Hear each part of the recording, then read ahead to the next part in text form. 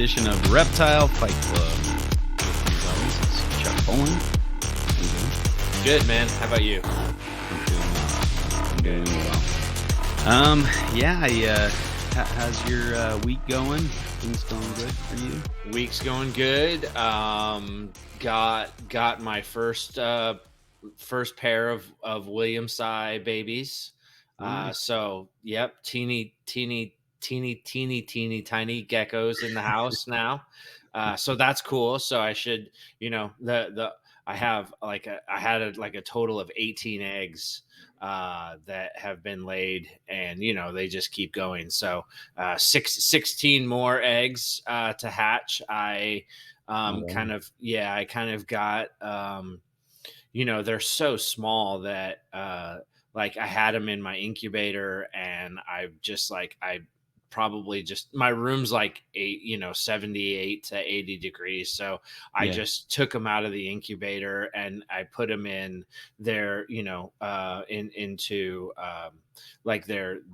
I bought like some Tupper, they're like cereal boxes. They got a flip up top. I can put a nice layer of substrate in there, and I cut holes in the top and put screen mesh on top. And so, makeshift enclosures for these babies, and they're secure. So I took all of the egg tubes and actually stuck them to the side inside of the box, and now they're just sitting in the reptile room incubating rather than in the incubator. Because when I found the Williamsi babies, one of them was still in the egg, the other one was out running around in the I had them in one of those like Cambro, like the acrylics, and I saw it running around the side, and I'm like, crap, dude. So I got it, and started running around my room, and I had to put it into it, the typical, a typical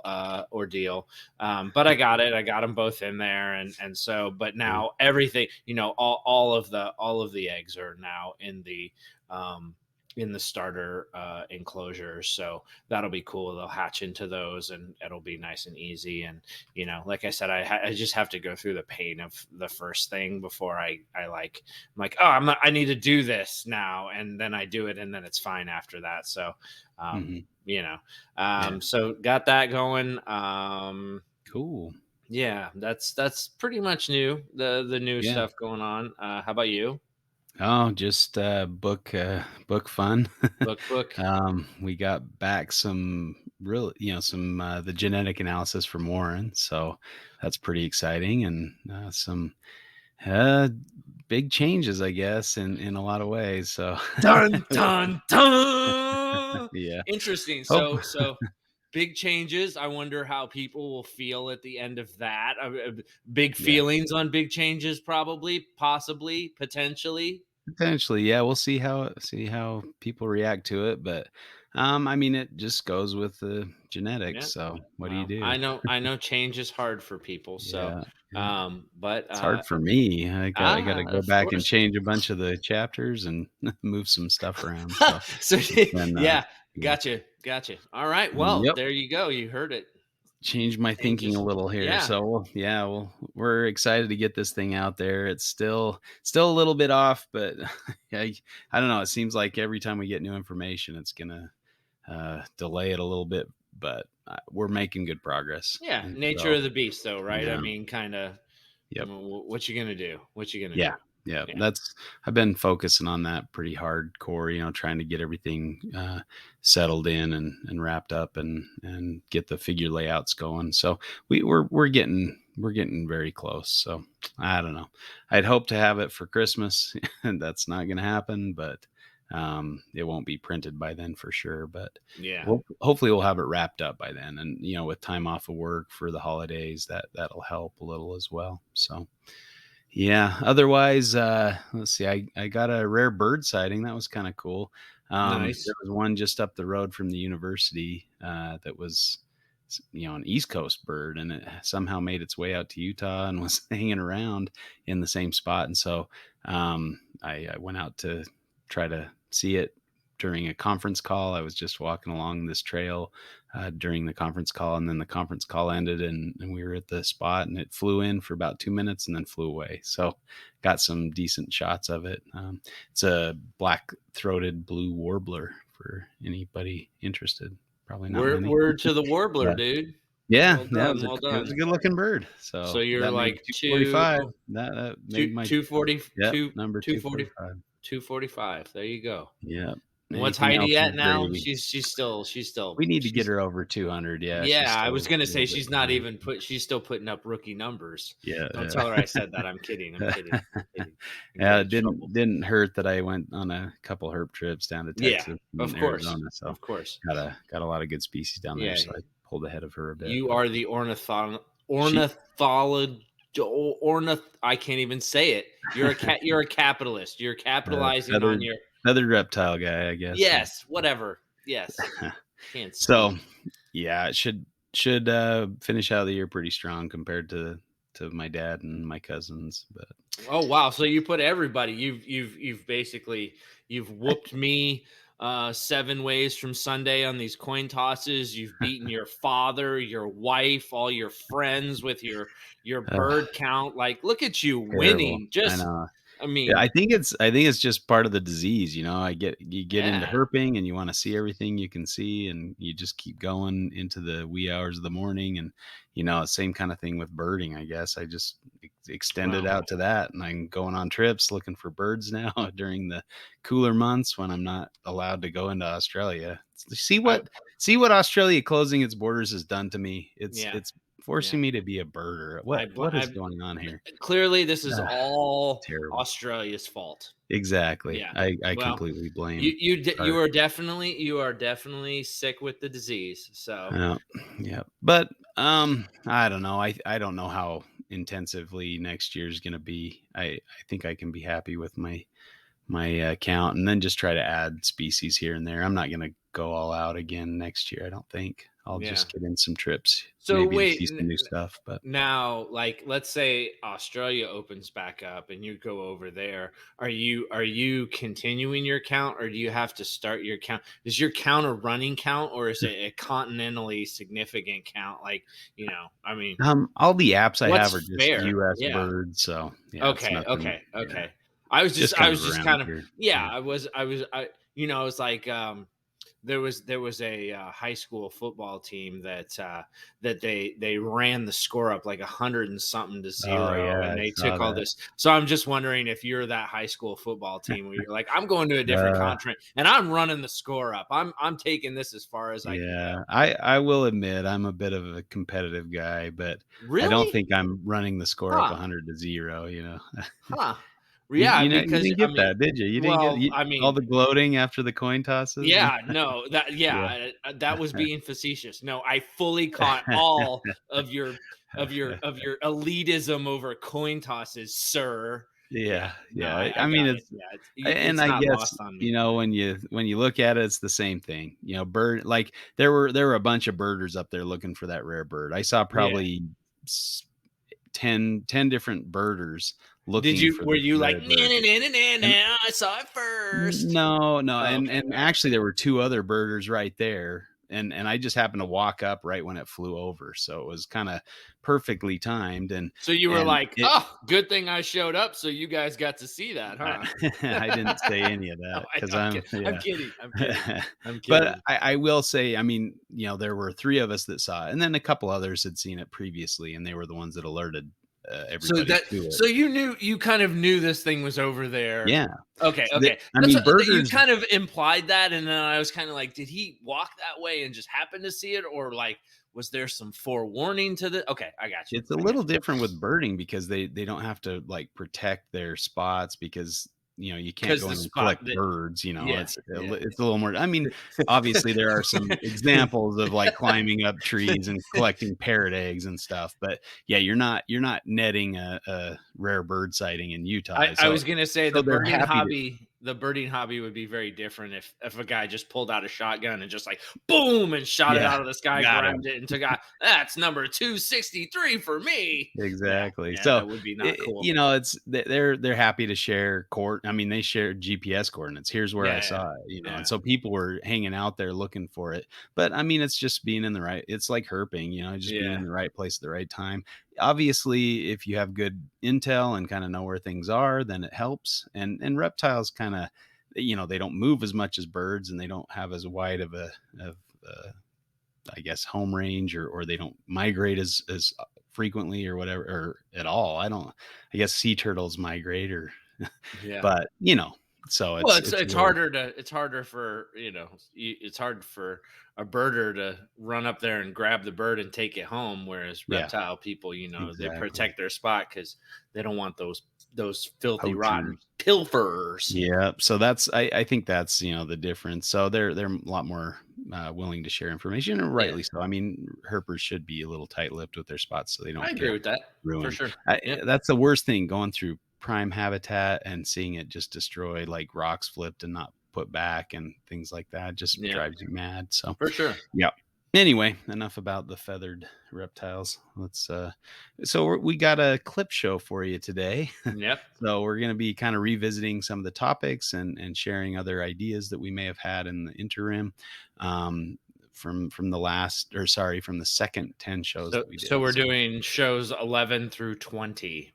yeah, if you're keeping score at home. Yeah, if you're So keeping score. I know and why Justin wouldn't keeps you do score, so that's why. that? That competitive nature. Yep. It's a Yep. bear. All right. So first off is monoculture. Yeah. Um, any updated thoughts on that Let's idea? see. No, I mean, I don't, I think we did cover pretty well, the, the monoculture subject. I'm going to be honest and say, I feel like you really glossed over the potential pitfalls of monoculture. I think you were a pro monoculturist in this. Not that you necessarily feel that way, but you No. argued very staunchly for monoculture. Yeah. And I think in that episode, I said that, as an environmentalist and, as somebody who has seen how monocultures played out in other kind of ways that aren't reptile related, that there's a lot of potential pitfalls with monoculture, and I still stick by that. And I felt like Mhm. in that discussion, you definitely highlighted the pros of monoculture, which Yeah, I undeniably was just doing my that's job, man. Just doing my I get it. job. Hey, listen. Me Just too. the way the coin Me toss too. went. Yep, yep. Well, But yeah, I agree. There's definitely some downsides and upsides. I mean, I think listening to people talking about, getting into beginning species like, the ball pythons or the crested geckos or whatever, there's a lot of information and support and things like that. It's kind of in my line of work with virology. We model a lot of viral diseases in mice, and mhm, mice are a very handy model to have because there's a lot of resources for mice, for mouse models and things, versus like we also maybe use some different species that are not as readily, or commonly used, and so the reagents aren't there and the assays aren't there. And so, similarly, when you have something that everybody keeps, there's a lot more information available, there's a lot more, but I think along with that you might get more misinformation, or mhm, some of these anecdotal evidence based keeping approaches, or you get the folks that put hats on snakes, for Owen's pleasure. But so with the good comes the bad sometimes. But overall, I think, if you're a beginner or first time keeper, a lot of it makes a lot of sense, where there's a lot of mhm, information. And usually with commonly kept species, you don't have the exclusivity or the attitudes of like, oh, this is a difficult to keep species. Only folks like me are, welcome here. And they're not as welcoming to new keepers because they think they shouldn't be keeping them. it's Well, so, but I mhm, mean, I think we definitely talked about how the ball python market is stratified. I think that was another show that we'll cover. But they talked mhm, about how stratified the ball python market is, and that's even a monoculture stacked on top of each other, right? So there's even sure. levels to monoculture, and Oh, and yeah, we I'm not saying that doesn't exist, but, yeah. I with mean, I just think that when you like if you take examples of mhm, successful monocultures, look at how they're almost stratified. You know what I mean? Like you could say that leopard geckos and morphs now are almost like starting to mirror how ball pythons work, and in ball pythons there's like a whole like tiered echelon of who's freaking cool because of how they keep ball pythons, and so from the normal ball python all the way out to the monocultured morphs, yeah, it's become its own stratified thing, and how maybe there's some good for that, or but maybe that's not good. I mean, mhm, I think that there's some potential pitfalls with how monocultures are done, but also maybe socially there's some pitfalls to monoculture, and I mhm, think back to the super show and like what that looked like. It was interesting because there were quite a few ball pythons there, but not nearly as many as there were like colubrids, and I mean, all these all these snakes and stuff that had kind of not been a big thing, all of a sudden making a resurgence because people hadn't kept them as much, or and now all people who were primarily ball python people, now they have like tons of colubrids on their table, and it's like, whoa, that's crazy. So almost kind of like the we had talked about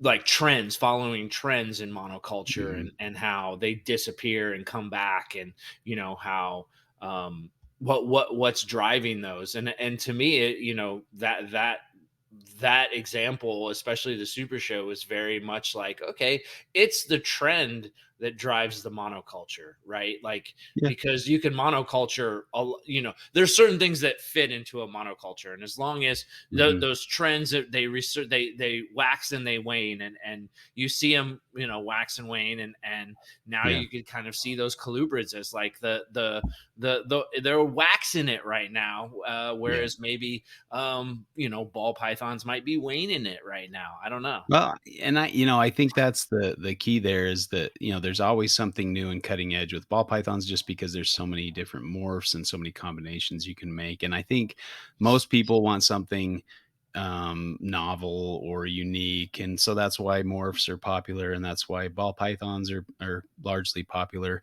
Although you don't really see you do see some diversity with like crested geckos and things like that, but for the most part, I think people just want something flashy. But Hmm. um That's and why Ben Moral's in it, right? I'm either sorry, I flash was you went you did the Ben Moral argument there, and yeah. I'm I I'm hurt because you always find the exception. Like, I'm trying to make a point, and you can always find like Ben being the exception to Hey man, like the. just No, doing I my know job. it's good. Just I doing my I job. get it. I'm trying to sneakily teach people how to fight you. I got you. I Yeah. got So. But, I there's definitely some downsides, and I do think people typically try to branch out, Mhm. especially, when they've and I gotta say, I imagine monoculture gets sort of boring for people, Yeah. and most herpers kinda want the next new thing and I think you can satisfy that in a lot of ways. You can go out herping and find new species that kinda satisfies that, or you can get a new work with a new species and breed a new species. And you see a lot of people that will produce a new species and then they kind of get rid of it and be like, Mhm. okay, I did that, been there, done that, and then they move on to the next new species. And if you're keeping, something that everybody else keeps, it's not that novel or exciting, but if you've got some aspect of it like a morph or some kind of thing that keeps it exciting, then it kind of maintains that a little longer. Morphs always make it better. Yeah. Anyway, Sorry, I know. I'm kind of over more so Yeah, to the most no, extent. I mean, I I definitely am too. still dabble, of course. I Yeah, think, well, you know, no, but I mean, I'm not going to get rid of all my projects just because they're morphs. But I mean, not looking to get new ones. Let's just put it that way. I see some of those ball pythons that Justin Sabelkis, I don't how do you pronounce his last name, but he posts up, and they're super nice. I mean, like, wow. Kabilka. Yeah, Kabilkas, yes, thank yeah. you. Kabilka. I Okay, just wanted to whatever. watch you struggle a little bit there. Yeah. Asshole. Uh, and, um, I I uh, I do like the idea of having, and I kind of keep this my collection that way, where I think diversity, having a wide range of species at a show is helpful. I think Sure. people get it. You can get people excited about things they've never heard about, and that's most of the shows, at least locally, that I do, is educating people about Antaresia, and so that gets that's fun to bring to attention some things that people really haven't seen, and the more shows I do around here, the more people get educated. And so then they're coming to the shows like, oh yeah, I saw that last year. I remember that. Or, you know, Pretty soon you'll have to find something else to be into because you will have gotten everybody into Antaresia. well, I don't think that's going to be the case, but and I don't know. Sometimes Well, you got a long way to go. I it's mean, okay to, to be niche you're and just to one be man in nipper. a whole state trying to, Yeah. I mean, Yeah, gosh. exactly. Well, okay. I think, any other thoughts on monoculture versus, diversity in a collection? No, I mean, I still think that I'm I like diversity. Yeah, I don't like agreed. I mean it, and like you said, I think it gets kind of boring where you're just Yeah, kind of like, all right, I've seen that, I know that, and you yeah, see something cool that comes out, and you're like, all right, that's cool, but and you move, and I like keeping it going, learning new things, getting into new stuff, and the well's so deep that you could just go and go and go with that. So yeah, I don't know. If I had a side, that's my side. yeah. Agreed. All right, let's, keep it moving here. Let's go with, number 11, The Invisible Arc. We got a lot of good feedback about this show. A lot of people enjoyed the show, and I personally, I enjoyed it a lot, too. It was fun to have, the guys on to debate that. Um, Yeah, so this was probably, and I mean, we've done some good shows. I know the Iper episode, everybody loved that, but I think this is probably my favorite episode that we've done so far. I just I think that both of those guys were amazing guests, and they really just they came ready, and really just hit the crux of the issue so well. And it's really a deep topic that the one that we need to wrestle with, and one that there's no good answer for. And it encompasses a lot of the issue that we face in society today. So it does. I mean, it definitely applies to reptiles, but it also applies way past reptiles. So it's just a really great show. Um, yeah, yeah. I think the hardest, pill to swallow was, the idea that, we can't really make a difference, to some extent, unless there's wild habitat for these things to go back mhm. to.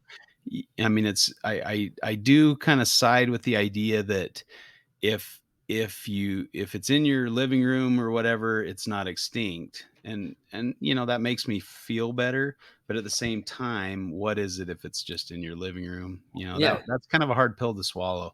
And I think they handled the topic well. And you know I don't know, that's Well, and I think Casey's point, and I think kind of why some of this, like at some level, I totally understand it. At other levels, I'm just kind of like it's a little stupid, but like you talk about biodiversity and how, if they were to try to take some of these captive bred animals that we produce, that they're just not viable because they're too inbred or they're too this or that. And at some point, like, if things get so messed up that you're just looking for a form to fill a niche in a habitat, does it really matter how biodiverse it is? Like, I mean, we're not talking, in terms of genetic diversity. We're not talking about a white rhino where there's maybe, less than a dozen of them in the whole of the wild. And so genetic bottlenecking, for the white rhino is it's a wrap for them. Like, it doesn't matter if we can continue to reproduce them. They're so genetically bottlenecked that they're gonna die off. It's just a matter of time. Whereas, maybe the gene pool in our captive um populations isn't so deep, but it's something better than nothing.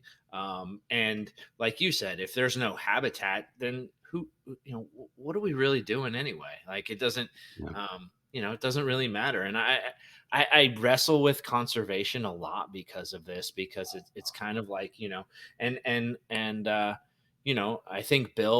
think it was Bill who was kind of like, hey, listen, conservation is a tool to make people care, to give money.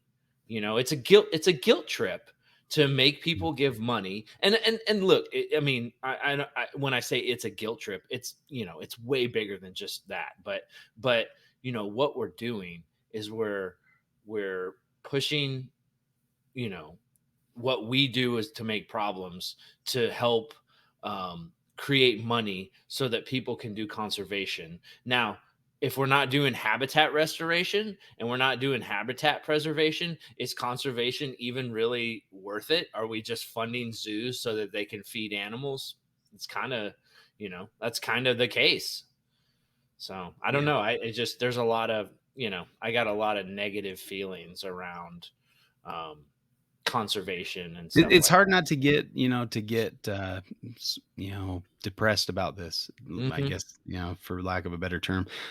But we do what we can, and we Yeah, fight the good fight, absolutely. and we educate, and we help people understand why these things need protecting, and I think things in general are moving more towards that direction. I mean, if you compare things maybe 50 years ago in regards to reptile knowledge in the general Mhm, public, I think kids are a lot, they're excited about reptiles. They're generally not afraid of reptiles. You might have 1 out of 10 or, things like that, but for the most part, they're much better educated than their parents and mhm. grandparents were. So I think things are moving in the right direction as For far sure. as people caring about the environment. And a lot of I watched the Attenborough special the other day, or just today, I think it was, the or this morning on a life, talking about his life and the changes that have occurred during his lifetime. And it is really kind of sad to see only 30% of remaining nature is present anymore. And so Mhm. that's a little sobering. And it's hard to tell other countries not to develop their country like we developed ours, or like the Europeans developed their countries back in the day. It's their time to kind of industrialize or whatever, but it's just we kind of see where we're headed down that path. Mhm. I also watched the movie, The Boy Who Harnessed the Wind. It's with my daughter. It's about a kid from Malawi that, just desperate times. There was no food. There was their land flooded, and then they had a drought right after that. So the crops weren't growing and things were, very dire. And he found a way to, make a windmill to power a pump to bring up water so they could water their fields and have a second growing season. Great show, really Mhm. fantastic. And there definitely needs to be some innovations involved with this. But I mean, you just see also the rate at which forests are being cut down and things like that. And but I think historically, they say the Amazon rainforest is the result of people planting trees, a long time ago. And so, simple efforts. There was a guy in India that I planted like think a thousand trees or I something. think that's a gross, gross, gross, gross oversimplification Oh, of how a wow. rainforest showed up. Well, I'm just I just think saying, people can make a difference if they put their minds to it. Plant, you know, that's a trees, very native human. trees. It's a very human centric thought of um, you know the plus of us being the minus. Well, I'm just saying, why not be the plus in the No, face of so I many agree. Well, minuses, you know? I think at this point, like we kind of have to be right. Like, I mean, Yeah, y- y- yeah. y- no, But obviously, people can go on without doing that, but I'm just saying if they have the opportunity to plant a tree in their yard or plant it, think about something local, think about something native, think about something that kind of restores things to maybe what it was. Maybe not sure. have a lawn, maybe have, a small forest in your backyard that can entice local species or whatnot. Kind of do your part where you are, that kind of And, idea. and I do agree with that. But I think that the inequity that we see. I mean, I think that you have somebody like Elon Musk or Jeff Bezos who are concentrating the amount of wealth and if you can take wealth for resource as a form of resource capital, here is the concentration of resource capital. Mhm. Meanwhile, people in areas where there may be pristine rainforest or that they're destroying that so that they can live Yeah. and Yeah. until we and nobody likes the idea of like, well, if I made all these millions, no, I'm not going to give them to somebody else just so Yeah. that they can eat. Like that right there Yeah. is part of the issue. And Yeah. And I've heard that, the Earth can support as many as 10 billion people. It's just the inequality in resources that kinda drives sure, the wars and starvation and things like that. I mean, and, the with the changes in the Earth and the unpredictability of nature and storms and, the changing and warming climate, there's some desperate times ahead, for and we sure. need to work as a global community. So that's the And you see some of these bitch ass people who would take their millions and say, no, you know what? All they need to do is just watch that pull one themselves kid up by who their harnessed the bootstraps. wind and Yeah, pulled himself up by his bootstraps, and that's yeah, bullshit, man. yeah, That people need to do their part. If you have if you have the potential to save a million people by you know giving up a small fraction of your ridiculous fortune, like it's hard to like, I mean, the man in the boy in the film, his father kinda was trying to band everybody from their village together to not sell off their trees to this group that wanted to buy up their lumber. And hmm so, and he was trying to encourage his fellow people to not sell off their land because he'd seen what had happened in, different countries when they cut down the forest, then they get flooding in yep. their cold, their crops and stuff. And that's exactly what happened. Everybody was desperate, sold their trees. The people came in and cut them down, and then his field got flooded. If they would have maybe banded together, they might have had an okay growing season and maybe been able to persist. But it's a very complicated thing. I mean, that's we're just scratching the surface with this stuff, but a great discussion between Bill and Yeah. Casey. It was really great Yeah, to have those guys on. And one of my favorites. I think both of yeah, those guys are extremely well thought out and just was a good episode. yeah, we'll have to have those guys back on at some point. 100%. Yeah.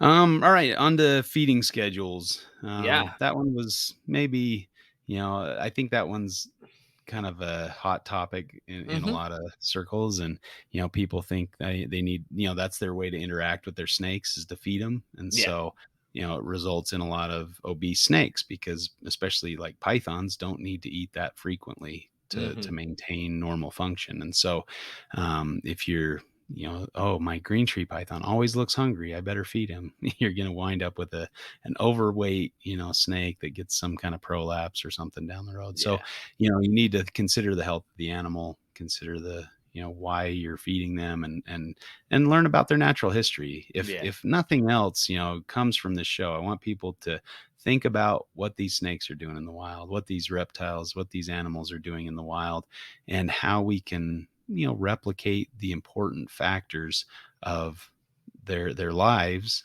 to, do the best we can with them and keep Yeah. them as well as we can.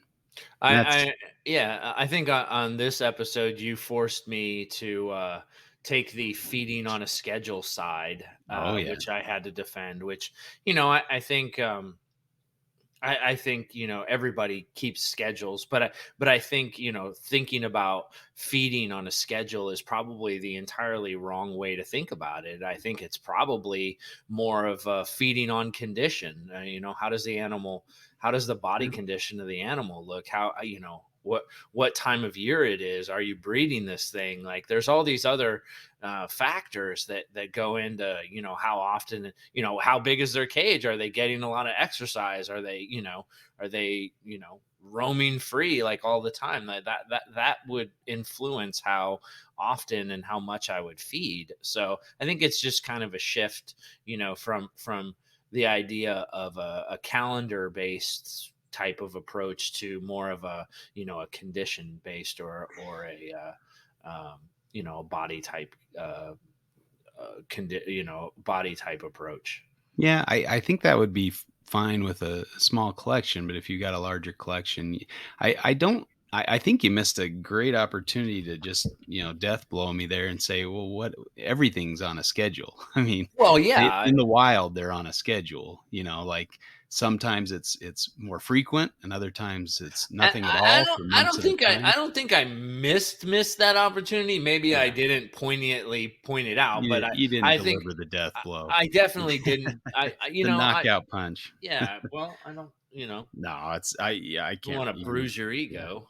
Well, Yeah. that's hard to do. It's Well, so it's so big, big. it just Yeah. absorbs every No, yeah, and I mean, I think that was kind of, we did talk about, that there being a schedule, even in cyclical, like almost seasonal feeding, there's type of a schedule to that. So, I think everything works on a schedule, but at the same time, even on that schedule, you need to make observational deductions about how much you need to feed, or what type of food source what kind of a prey source you're feeding on that schedule. So I just yeah. still think there's still other factors that are above and beyond just the schedule of Yeah. things. And I guess the main idea is like, if you feel like you have to feed your snake once a week, every week, you're probably not doing it right. Yeah, no, Um, that's for sure. yeah. Lizards are a whole different idea, whole different aspect of it. Sometimes you need to Yeah. feed them several times a day. So Well, and just I, depends on the natural history. and I think it's a completely moving target, because if you're talking about, you know, juvenile or baby Yeah. animals, baby Yep. feeding weekly is great. But if you're Yeah. talking about adults, their need to, maintain their condition decreases as they become adults. Yep.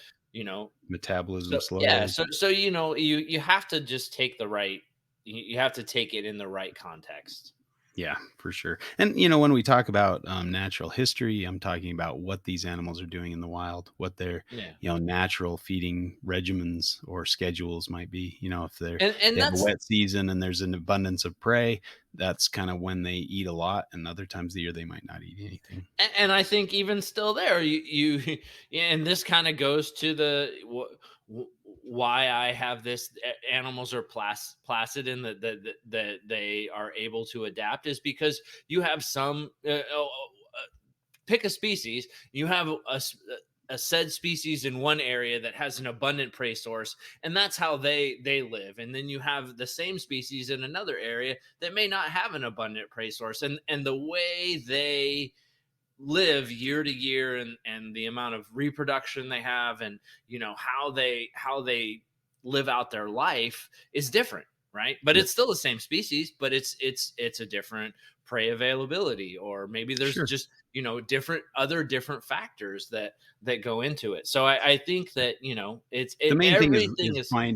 finding when it's harmful, when Yes. overfeeding is harmful, Yep. or when underfeeding might be dangerous, or, not the best thing. So, And I you know, think, it in a captive setting, a lot of that gets, a lot of the variation that you would see in the wild is kind of optimized, and so we can start talking apples and apples, whereas maybe sometimes looking in the wild, maybe we're talking apples and oranges. Yeah, yep, and not all are the same, and that's why it requires some education. For sure. Learn about the animals you're keeping, what they do naturally, and Yeah. that kind of will help. And sometimes that you need to dig a little. hmm That information may not be readily forthcoming, and you kind of have to infer from different resources. I read some papers on rodent, or not necessarily rodent, but they're some marsupials, but small animal cycles in northern Australia to kind of figure out when prey availability is there for the green tree pythons up there, and it's pretty sparse feeding for those guys, and a lot of animals have adapted. I mean, pythons especially have adapted to survive and even thrive on very little input, and so I think. And I mean, isn't that such an interesting, like, you do that research and you're like, oh, that's why they're hungry all the time, Yeah, and yeah, yeah, then because they you just have make to not miss an opportunity. yeah, and then you make a connection where it's like, oh, I shouldn't feed them all the time because they're always hungry because they never get to eat in the wild. Oh, that totally makes sense, right? Like, And and maybe it's not necessarily hunger, maybe that's an anthropomorphism, but right, maybe sure, it's sure, just, looking for that opportity, being yeah. ready for the opportunity because it doesn't come along very It's not often. hunger, it's capitalism. No. All right, let's move to, people coming into the hobby via social media. Yeah, That was interesting topic. Something interesting to think about. But a lot of yeah. people come in through, influencers, pet Well, tubers, things I, like I that. I mean, I think I think so much of what we do today is through social media or through, the Hmm. internet connectivity. So, I know I was the get off my lawn guy, and we've had some great interviews. I think the interview we did with Summer when she was talking about advertising, and it really got me kind of, not that I don't think, but sometimes I don't think, but it got me thinking more just about, like, hey, like, you always, when you were young and coming up, and the older generation was just like, these kids these days, like this, and That and and hasn't changed, and right? Yeah. yeah, I mean, and so things will always change, and social media and our connectivity is the new way we communicate, and the new way, and so that's how people are going to come in. So, and I you can always look to influencers and all these negative aspects of it, but at the same time, like, we wouldn't have we wouldn't have the robustness of the hobby that we have today without social media, right? Like, I mean, so you just can't deny the power of it, and yeah, sure, you can always use it. You can always point to it as like, see that bad example, or see that bad example. But that's not, like anything. You got to take the good with the bad, and I think overarchingly, it's been a good thing. Yeah. As long as they're watching, reliable sources that are not just, Sure. trying to get. I don't know.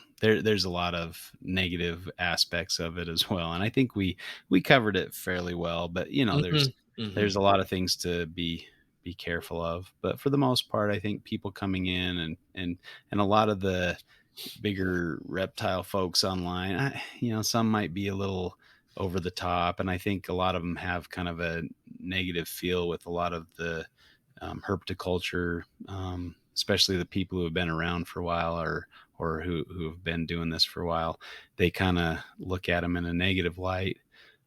So I think the important thing is to work together to make sure people coming in are well educated, and that they're doing their best to keep their animals happy. That's Yeah. kind of the goal that we have in common. And I think Yeah. the new generation is a little less, I guess, judgmental in that way, and they're a little more open to help. I would hope that's the case. So you know, Yeah, yeah. I mean, I do think, and I mean, you can look at the downside of people and social media, like you can look at the downside of people. Period. And there's a lot of people out there using social media in a positive way. And again, we'll point back to the interview we did with Summer, and how she really rocked that interview, and yeah, really brought home the idea that there is a lot of positive things that can be garnered through marketing and social media, and that kind of but it's all how you do it and how you think about it. And I never really thought about the what was that, the Reptiles at Home podcast, and yeah, how the potential that might not be a good thing, because you're always looking at like adding to it, and you're maybe you're not appreciating. I think that was what was being said, was it basically like the message that you could walk away with from that is a net negative. And I'm like, wow, I mm, didn't think about it like that. So I think like anything, you have those influencers who aren't thinking about the message. They're just trying to get people to pay attention to them, like all mhm, everybody who's posting booty pics on Instagram.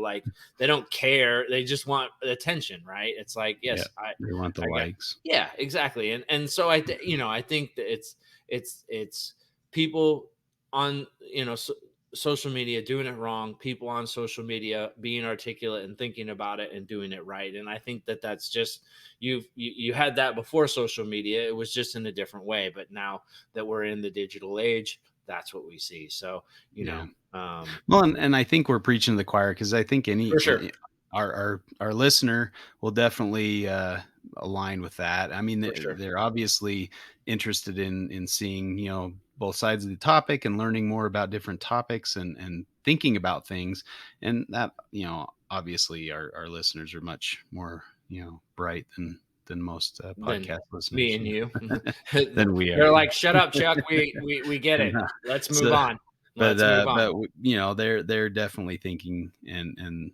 trying Hmm. to do better, or trying to learn more, and that's the main thing, I think. Yeah. Yep.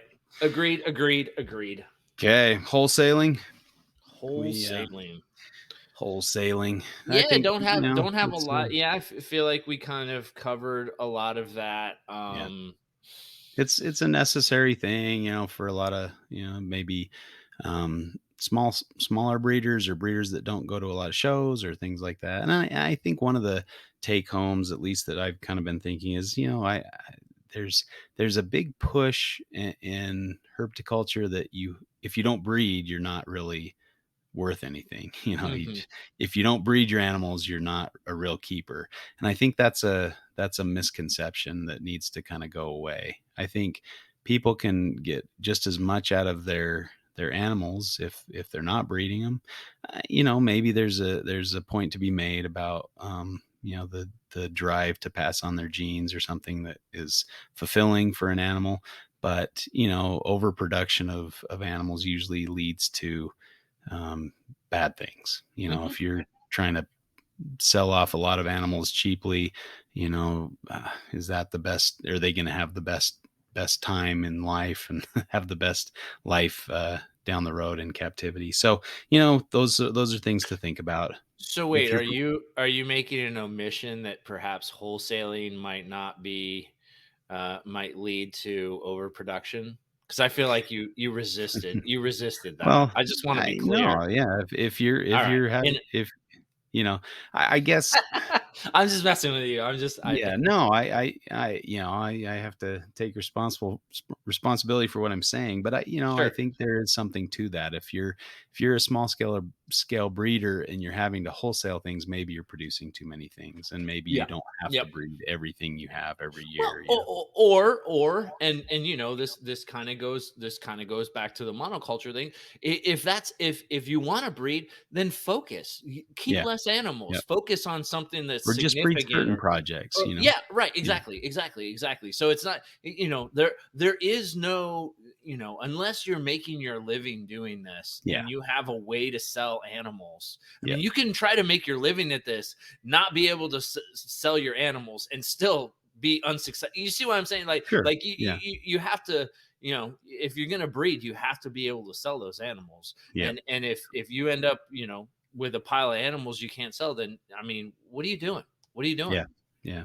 That's it's a tricky balance, and Mhm. I think it's almost like a pyramid scheme. If you start buying, certain reptiles, it's almost like inferred that you will breed them. Yeah. Oh, if you buy this and you breed it, you can make your money back, and you can do Yeah. this and that and the other.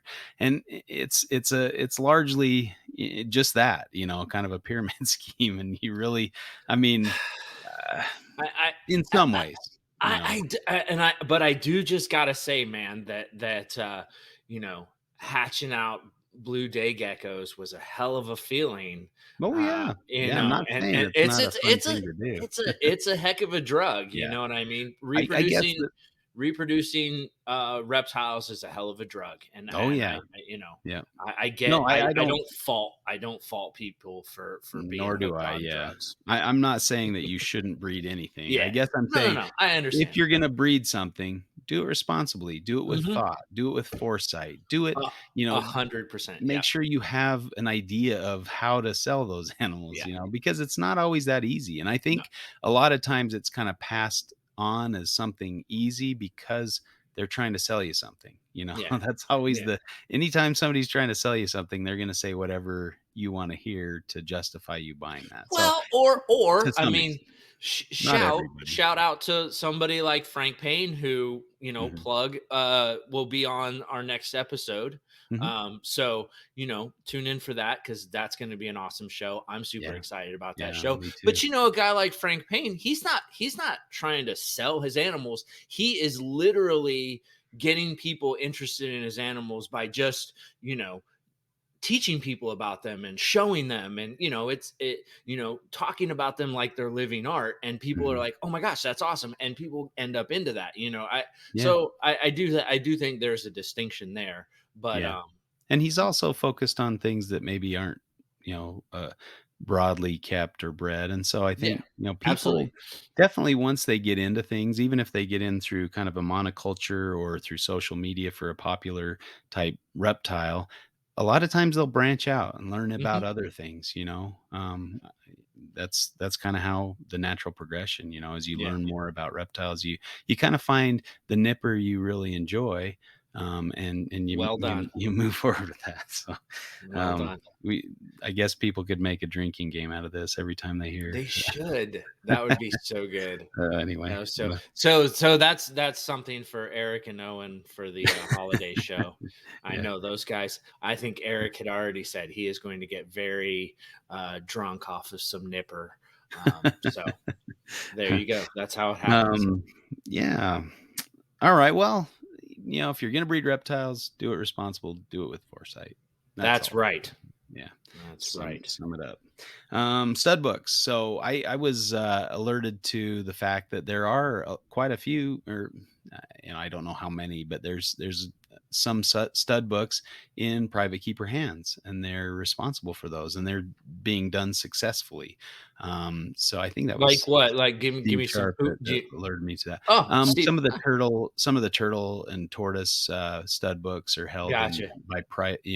by not-for-profit entities, but not like a zoo, like a private, like the Turtle Survival Alliance or something, one I one of got those you. kind of groups.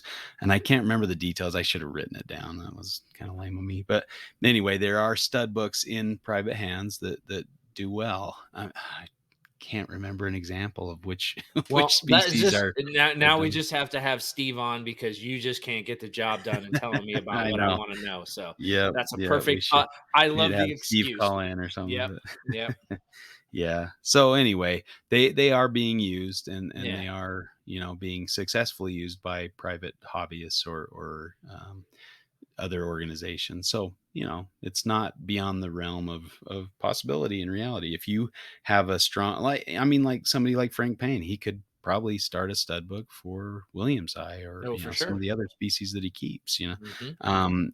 And so, definitely adds a little bit more hassle and foresight and thought.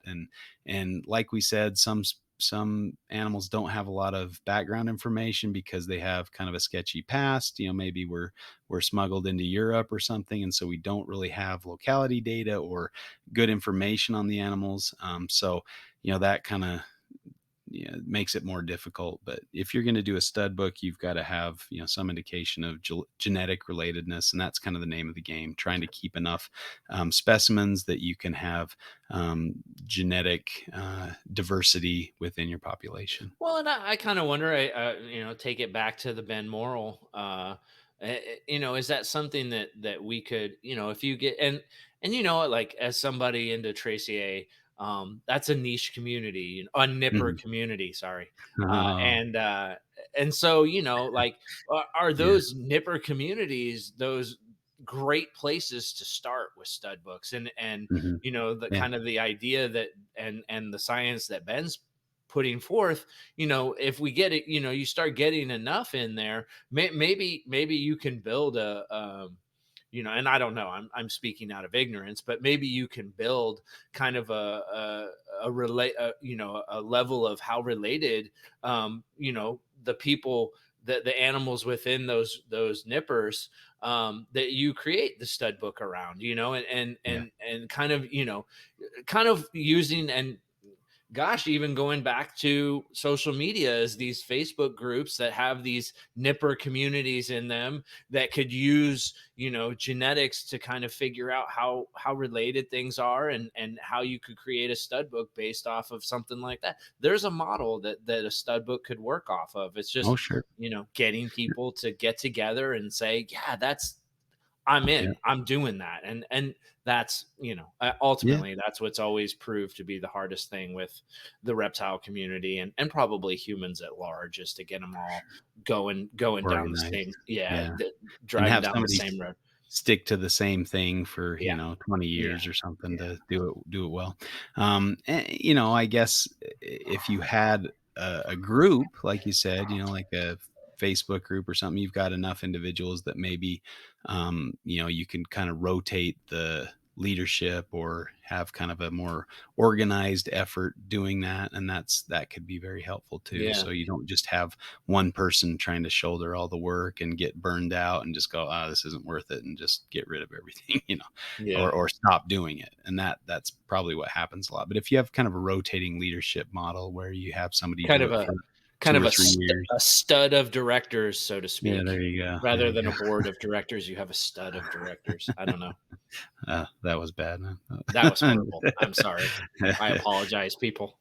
But it's definitely something to think about and consider, especially if you're working with something that's maybe not commonly kept, or some things that can be imported, so you can have good locality Hmm. information, and to some extent. And yeah, with the new tools, we definitely need to have Ben on here and have Hmm. something down that line to have a good fight club with him. But the new tools in genetics or just DNA sequencing and things can help out potentially with that as well. So you can Yeah. have some kind of profile, DNA profile. So that's the Yeah, hopefully we we can. we we definitely need to get Ben on here to tell us that we're either a bunch of idiots that don't know what we're talking about, or that that's totally doable, and people need to get it in gear.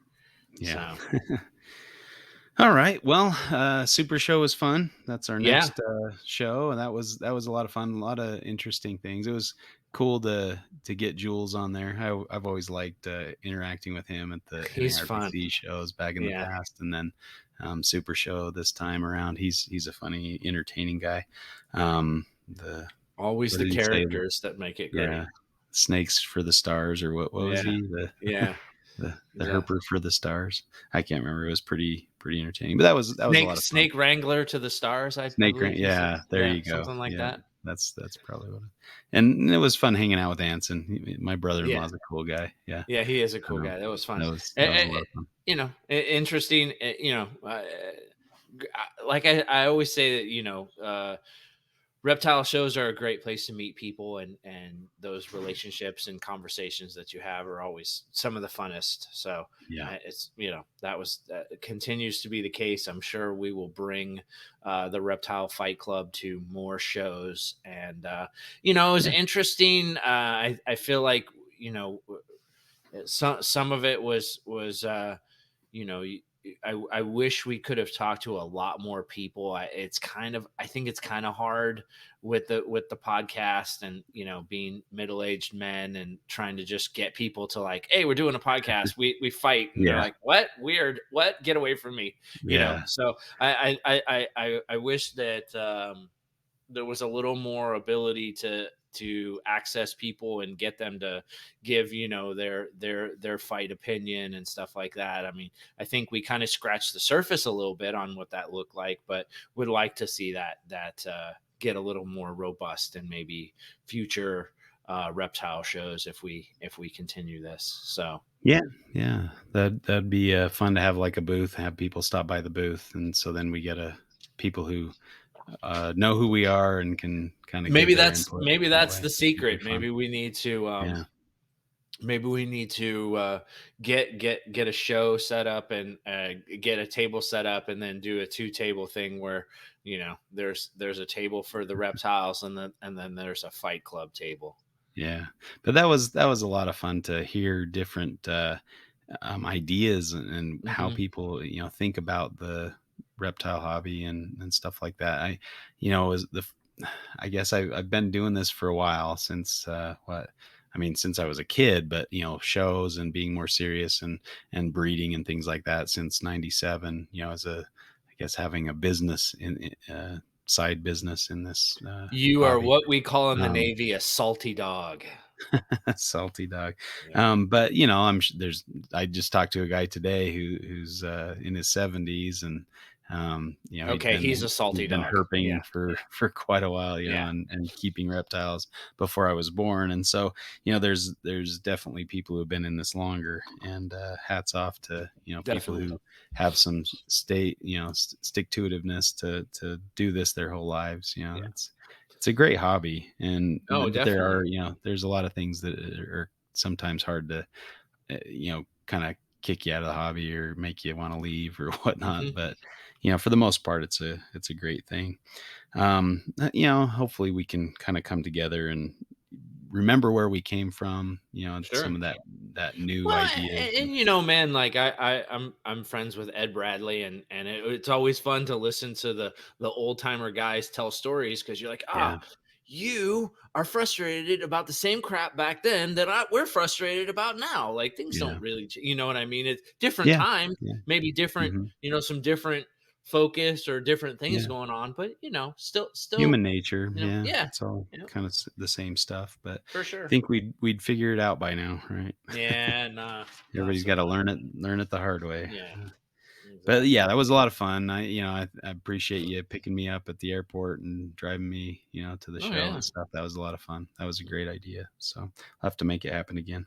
for sure. All right. Well, anything else to add on that topic, or No. let's move on? Move on. Moving on. Cycling snakes. I thought that Mm. was a pretty good topic It to was a good discuss. There's topic. I there's a think lot of I think I took the you don't need to cycle anything. It's all fine. Like mhm. but I definitely think that's probably not the case. I definitely think cycling is a thing, and you got to cue animals, and I think cooling snakes is a thing, and Yeah. but it Well, depends on. watch out for generalizations because there's a lot of species that probably don't need to cool. Yeah. They No, might have a wet, dry season, or they might have a, longer daylight, photo period type cues. And there's a lot of things that can cycle snakes. So it's very difficult to have no cycling. yeah. So, Well, and yeah, I think primarily people think of cycling as temperature, but yeah, cycling doesn't necessarily have to mean no, temperature. I think there's a lot of cues that cycle a hmm snake, food, or a reptile. yeah, Yeah, absolutely. So yeah, I think cycling is a thing. I just think that we focus on the temperature yeah. side of it a Well, and lot. that's the And easiest one in a lot of yeah, ways, yeah, unless you live in a tropical area where the yeah. temperature I mean, doesn't fluctuate I much. was just gonna say equatorially, like, those snakes probably don't temperature cycle very Yeah, much. They yep, experience pretty a you constant. know yeah, I mean, the temperature changes, but you're not looking at marketed seasons. You're No, you yeah, know except for, rainy season Yeah, versus sure. dry season But or that's well, and, like, there you yeah, go. That's cycling. So, yeah. um, But do they need that to reproduce? I think the jury's no, out on some of those. Some yeah, species might for sure need those. I mean, amphibians probably definitely yeah. need a rainy cycle or some kind of, certain Well, species probably need a rain cycle to stimulate their breeding activity. and Um, maybe that wet period goes to an increased humidity, which is necessary for incubation, or mhm. A some of lot of those kinds of factors things. on But some of these. but the idea that you need a rainy period for an animal to do what it needs to do, like, I don't think rain affects the biology of an animal to reproduce. You know what I mean? I think that it's a cue. I Yeah. think that that's something that they use, but Mhm. let's just say it goes through a drought, or they you get a grossly reduced period of precipitation throughout a season. And does that mean that everything stops reproducing? And I mean, that just seems kind of silly, right? Like, it Yeah. doesn't Yeah. make sense. So again, I think things have to be able to be placid in order to adapt to changes in their environment. And so I think, like with the Tracy I say that the long term success for those is just the steady race, Mhm. keeping things the same. And that's what I think that's what most animals are looking towards, is hey, how do I judge the future, because I don't want to make a mistake here. um, Mhm. Yeah. so so yeah. I, sorry there. No, Yes. you're good. I think, um, identifying things that are important and Hmm. things that aren't. I always come back to that, Terry Phillip idea of, shoveling snow into a rattlesnake's cage. Yes, I know you like that. It happens in their natural environment, but it's not necessary to get them to reproduce. But, Yeah. the cold temperatures might be more important than the snow dumping on them Yeah, for sure. or on their habitat. No, and there's definitely Mhm. 100%, significant things that need to be there. And I mean, I think there's certain conditions that have to be met. But the idea that you have to do it in 100% static way all the time, and it Yeah. always has to be the same, and there Yep. can't be any, if you miss this critical, If you don't put them together in November and drop the right, temperature 10 degrees until, then yeah, you're not gonna breed them. Yeah, that yeah, kinda stuff is, um, the, idea of, certain species having less cues needed to yeah. reproduce, I think is important, and there might be some that are, difficult to breed just because they're stressed out or Hmm. they haven't adapted well to captivity, or they've got the wrong condition. It's really kind of tricky sometimes to Yeah. work things out. And I think a lot of times we take that for granted that some of these things have been worked out, and or just the fact that they're captive bred makes them, easier to reproduce in captivity, versus a wild caught animal. But, hats off to the people who've, the people who figured it out, Mhm. and Well, hopefully and we can continue to have some of that. I think you see animals that are generalists and animals that are specialists, and like Yeah, San Diego has, it's an ecological hotspot. It's highly, it's highly specialized. So a lot of the animals that we see here are very, very, very intolerant of any kind of a change to their environment because they're yeah, so specialized. So when you get climate change or you get any type of a major shift, those will be the first animals to go, the ones that have become highly adapted to their specific environment, and when that environment changes they can't keep up. But those generalists, the pigeons, the whatever, they'll do well because they're a generalist. And you see that in plants. There's highly specific plants, there's generalist plants. I would say that invasive species are well, I guess you could even call them specialists because they have certain adaptations that make them very good outside of their environment to take hold of certain things. So I don't know that it's a, I guess it's even within those ideas, it's hard to kind of talk about in a concrete way. But yeah, definitely. I think, I think that, that there are, like to your point, there's certain things that you need to do, but as I wouldn't write a rule book. yeah. That's, anytime somebody says, "Here's the recipe to do Yeah, this," be wary because, conditions change. There's some species that are very easy for one person to breed may be difficult for another just because of the place they live or live. Yeah, 100%, so, 100%. there's no one way to do everything, I guess, but Yeah. it's just keep learning, keep your eyes open, observe your reptiles, see kind of a lot of things, a lot of cues you can catch catch if you're looking, if you're Hmm. paying attention Hmm. and you're Or, learning and you or kind of if know you what to or if observe. you create, a setup that lends itself to letting the animals get the cue. You know what I Yeah. mean? I think Yeah. I think the animals know better than we do. So, Yeah. Yeah. missing a cue could be because we don't, let animals cohabitate together at the right time. Hmm. And we miss that cue. So of course they're not gonna be where they need to be in the right time. So Yeah, I think we have a similar philosophy on that. If you yeah, have the animals together, they're gonna know their cues. You're probably not even gonna see reproductive events because they don't need to breed, and they're not yeah. like starved for. They catch those hormonal cues, and they're not like, oh, a female's in the area, I got to breed everything in Well, sight.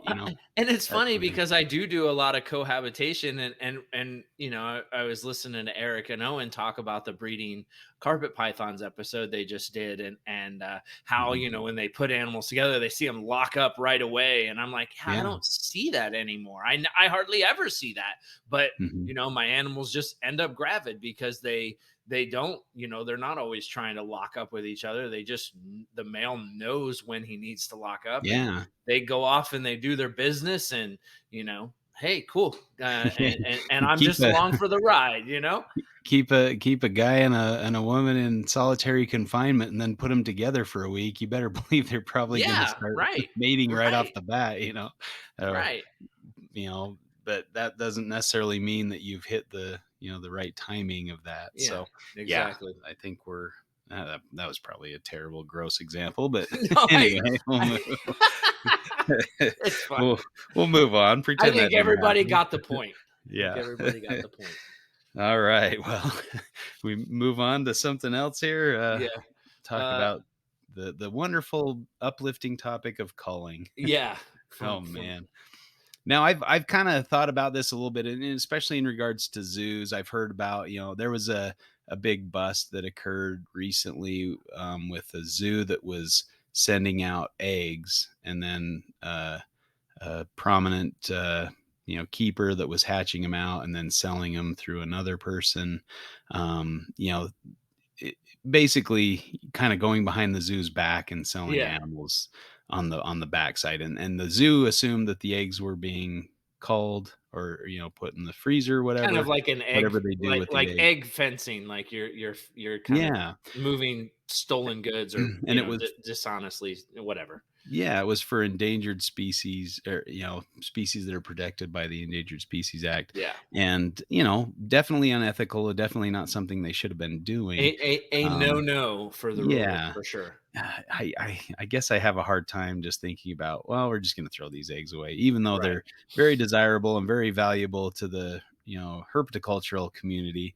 We're just going to kill Well, them and because we don't think they should be probably able the to have those. individual Or who was doing this probably felt much the same way you do. Like, man, yeah, I'm really yeah. gonna get rid of these. Like, Yeah, I'm just gonna chuck this these seems like, eggs or just yeah, throw them in the garbage or yeah, whatever, we could just throw them. We don't have to chuck them. It's oh, already okay. giving up the coin toss is I already no, I'm chucking saying you anyway. should get No, them. That oh, I should, we should you chuck should them. chuck That means them. give them to chuck. I never thought of it like that. Huh. We'll just have, the zoo say, "Yeah, I'm just Chucking, gonna chuck these." chucking makes you the recipient. No, Yeah, chuck. exactly. Yeah, Chuck, yeah. So you'll have a bunch of different cool zoo species because they'll just chuck all because their eggs.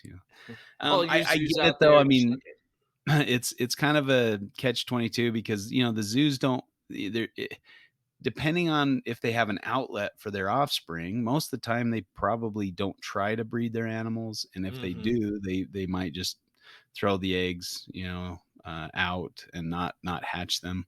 Does that And feel like a spiteful thing? Like, well, we would rather kill these than give them to the public at large, that's like kinda the how, oh, that, it kinda yeah, I comes think off that's how a as lot a of us in the hobby feel is like, yeah. "Oh, well, we're not good enough for these," whatever. But, Like, could I the get it with some AZA things get like more maybe a snooty? Like yeah, like a Komodo dragon or, a yeah. crocodilian or Well, something. and I think People there's aren't gonna have probably great yeah, I think yeah, there's definitely examples of, like, that would not be appropriate, yeah, but I mean, I think there's mhm. probably appropriate examples and, Yeah, I and I think there are some zoos that do allow animals to get out. It's been a rocky road between, hobbyists and zoos in the for past, and sure. so I think especially certain What zoos are and very sensitive to yeah. that and do not deal with the public at all and do not And I throw think animals if at all. I was one of those AZA organizations that was in the middle of an awful, dealing with a general reptile hobbyist, I can understand where they're coming from, but at the Sure. same time, like, you know, Well, and um, they have a responsibility to these animals. They're not breeding them for commercialization, and they're not, yeah, breeding them that's for fair. our That's sake. fair. Yeah, But at the same time, I mean, you think maybe they could benefit from that. If there's yeah, some highly, like if they bred a bunch of Boelen's pythons, release those to the hobby. There's yeah. not, there's plenty of hobbyists that can keep a Boelen's python happy and healthy or Mhm. whatever, Well, especially a captive and bred if you did individual. that, I'm pretty sure a zoo could put conditions on that you would have to sign on to, and I'm pretty sure there would be plenty of people out there who'd be willing to sign up and follow those rules if they could get Sure. bowling eye Yeah. right. Like I just And at the think same that would time, I happen. mean, how if you're getting them from a captive bred source, are you going to want to buy a wild caught animal? No, Right. you're gonna you're gonna take the captive bred animal that's been produced in the United States. And so, that kind of idea of commercialization, captive or what's conservation through commercialization. It's kind of a Yeah. gross thing. I don't know. I've kind of have mixed feelings about that, but I guess that's what the show is about, right? Having Yeah. 2 sides to every coin.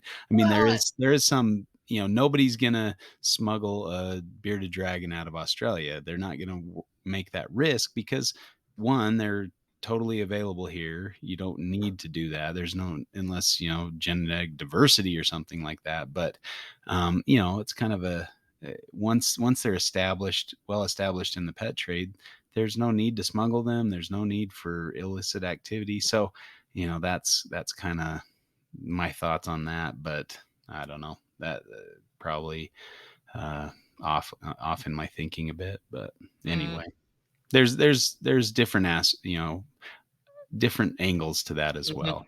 mhm. But Like I all mean, of our you look at topics, it's not a simple. yeah, it's not a simple cut and dry thing. You Yeah. look at, Fiji banded iguanas, they're Mhm. commonly and easily bred in Europe and not that expensive, but they're not available in the hobby because that's one of the animals that the Fish and Wildlife has just said, "Nope, we're not gonna Nope. allow Yeah. those to be around." They're regardless of if they're captive bred in Europe, we wanna uphold Fijian law, and Mhm. for some reason. So even if they're not viable specimens for conservation, like, they've been interbred because back in the day there weren't several species, but there are now. And so, they might have been hybridized and things. So I don't Yeah. know. It's Like hard tax to, Sometimes like taxonomy, it feels a little arbitrary. yeah.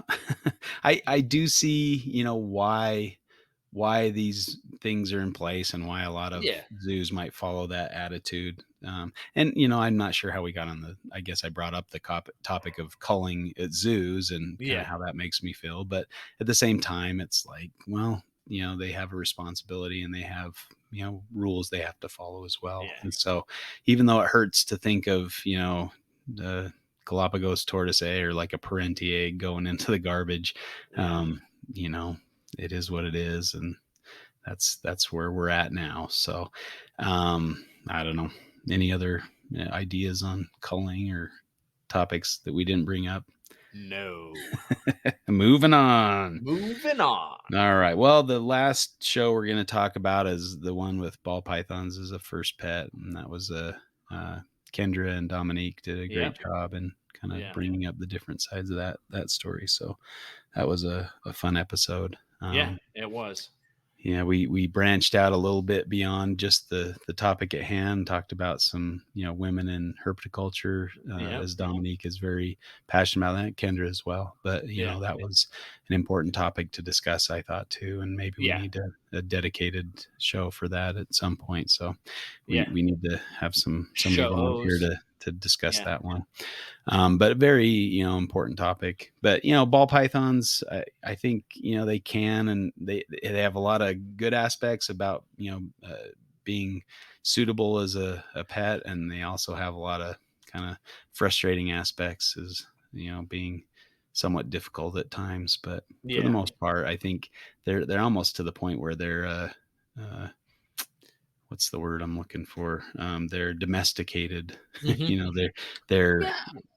pretty Well, and straightforward, pretty I easy to mean, keep. I think, on the show they touched on, hunger striking ball pythons. And, I think that you could use that as a nice example of like why they might not necessarily be a great first snake, because people freak out. And yeah, but at the same time, they're learning that, you know, not all reptiles eat all the time, and that, you have to get outside of being a human being and understand a reptile a little Yeah, bit more. And so, yeah, as a teaching tool, I think they're good for teaching. And I do think mhm, they're probably a pretty dang good first pet.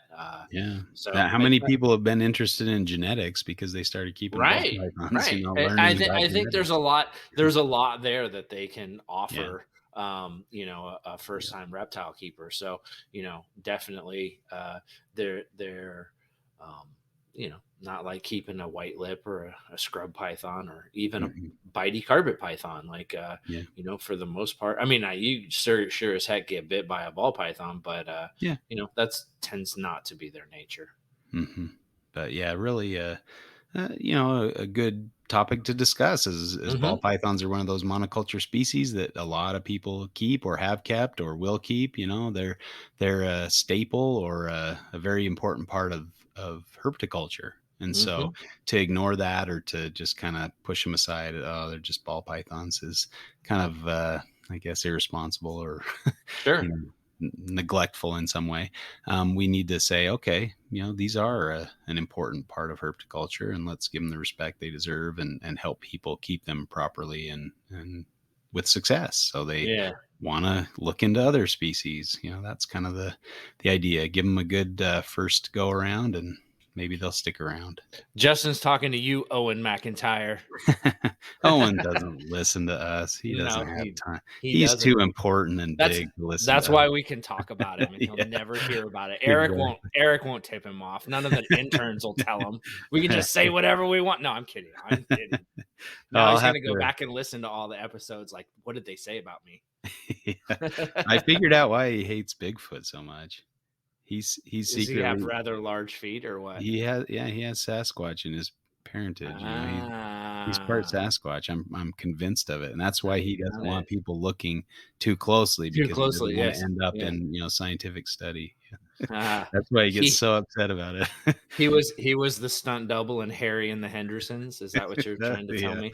Yeah. it Yeah, may makes have been his sense. grandfather. I don't It know. makes It's hard sense. to say. Uh, the stars are Uh, aligning. Thank you, yeah, Justin. Thank yeah. you. Methinks he protests too much about Yeah. He does. He talking gets about very Sasquatch. upset, so, Yeah, he wants yep. people to stop looking or they'll Yep. find him. Yep. Yeah. So, and it must be a heck of a, to keep up on all the shaving that he has to do to My appear gosh. human. It's crazy. Yeah. Yeah. I'm Yeah. glad he doesn't listen to the show. I did run that run that by him on the Arizona trip. Yeah. Good times, good times.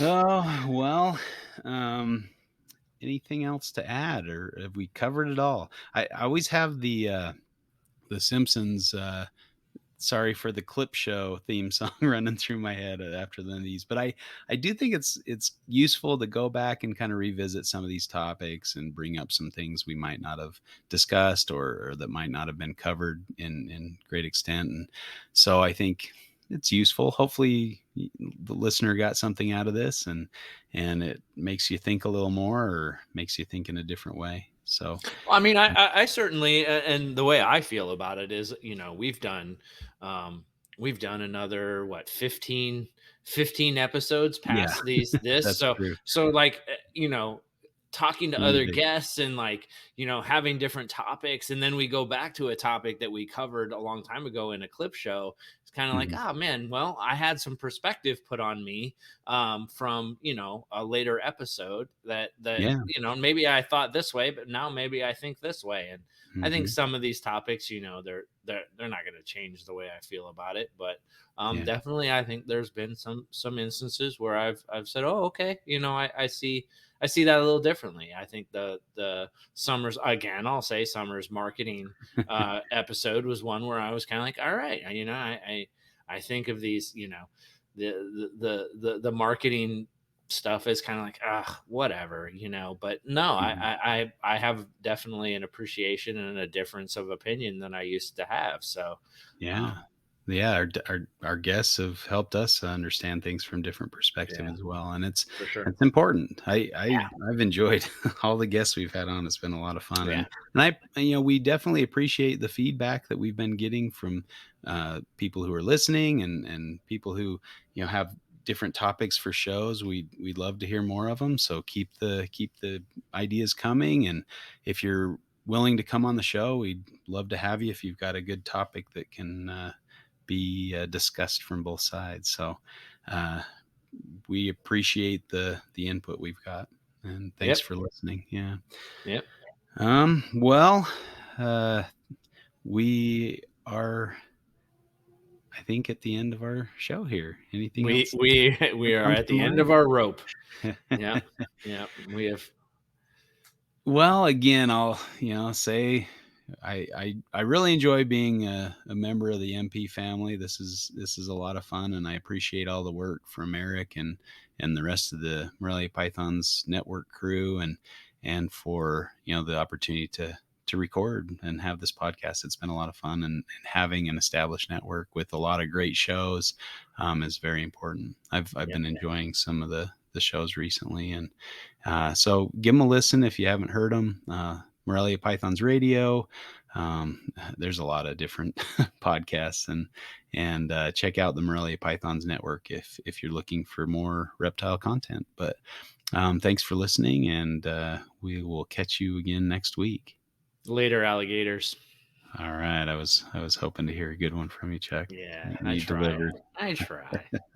All right, see you later. Bye bye. Fight Club.